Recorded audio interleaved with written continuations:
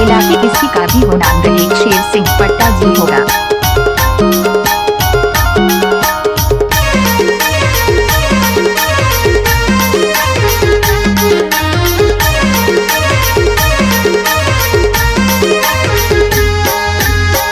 नदिया के पारे पार आबे बाई पंडरी पानी बाजार।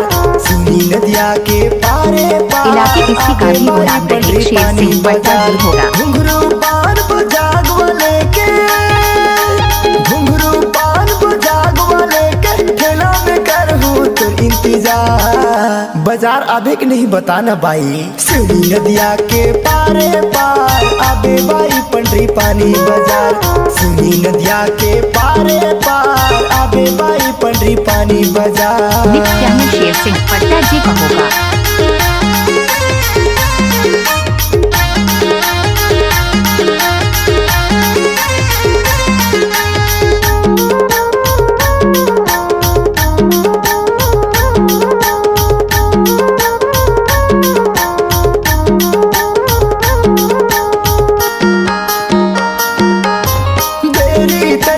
करबे सुन बाई देवान पट पर ले आवे।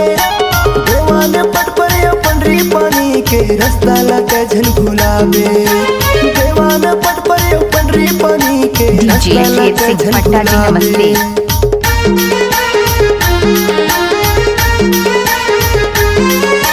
देरी ते झन करबे सुन बाई चाड़ा धुरकुटा ले आवे।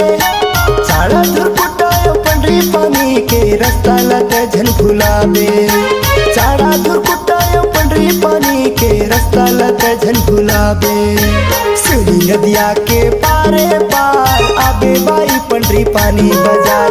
सुनी नदिया के पारे पार आबे बाई पंडरी पानी बाजार।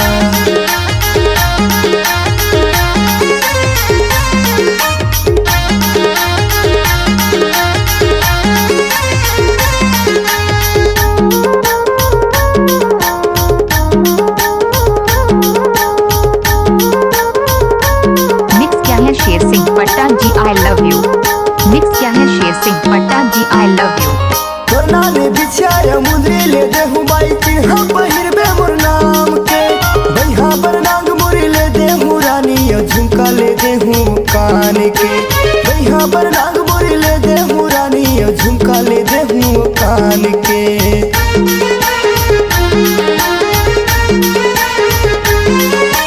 तोरना ने बिछाया मुंदरी ले देहूं बाई चिन्हा पहिरबे मोर नाम के।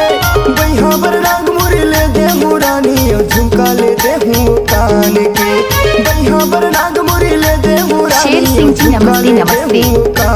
शेर सिंह जी नमस्ते नमस्ते। के पारे पार आबे बाई पंडरी पानी बाजार। सुनी नदिया के पारे पार आबे बाई पंडरी पानी बाजार। घुंघरू पान बजाग वाले के, घुंघरू पान बजाग वाले के ठेला में करहूँ तो इंतजार। सुनी नदिया के पारे पार आबे बाई पंडरी पानी बाजार। सुनी नदिया के पारे पार आबे बाई पंडरी पानी बाजार। सुनी नदिया के पारे पार आबे बाई पंडरी पानी बाजार। सुनी नदिया के पारे पार आबे बाई पंडरी पानी बाजार। सुनी नदिया के पारे पार आबे बाई पंडरी पानी बाजार। आबे बाई पंडरी पानी बाजार। 97 करोड़ 48 लाख 64,830।